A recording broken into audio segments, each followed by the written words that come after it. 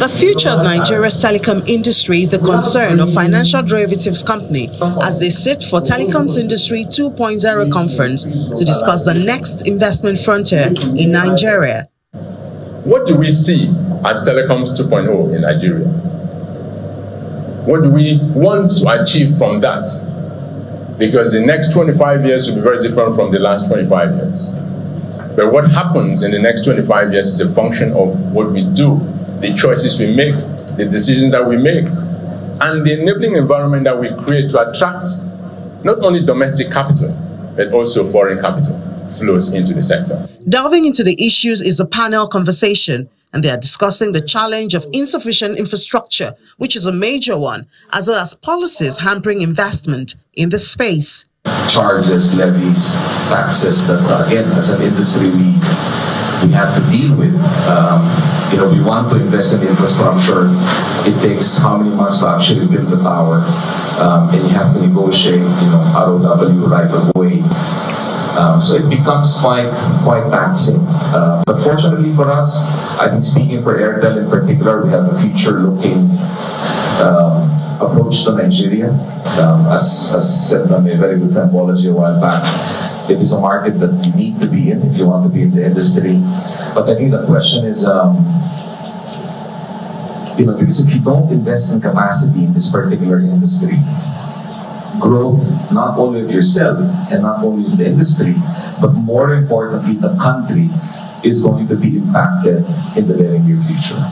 However, this optimism is not shared by some other participants. One of them, the Chief Executive Officer of MTN Nigeria, Mr. Carl Toriola, who joined the meeting virtually.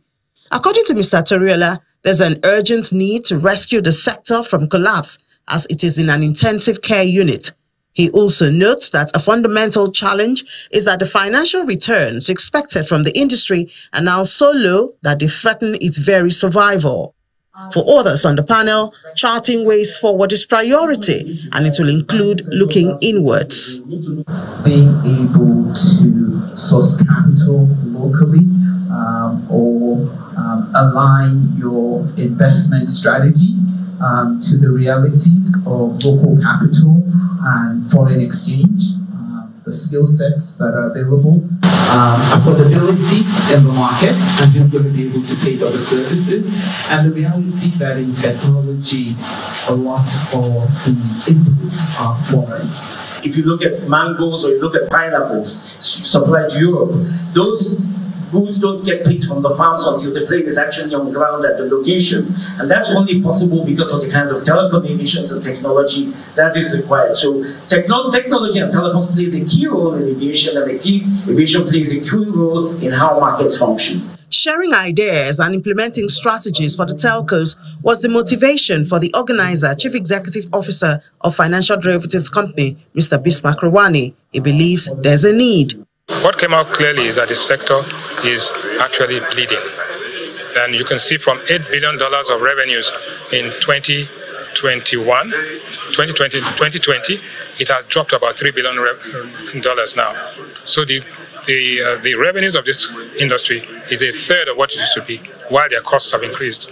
Like it was clearly put, this industry is in ICU, intensive care unit. Something needs to be done. What needs to be done? New investment will not come except the pricing formula is changed. That is what has happened. But it's quite clear that in the environment in which we are, that it's going to be very difficult, but like they said, it is during war that generals are made. Developing the outcome from meetings such as this to meet up with challenges in the telecoms industry is another foundation to hit the $1 trillion economy, which President Bola Tinubu hopes to achieve by 2030. And that, they say, is another reason for this.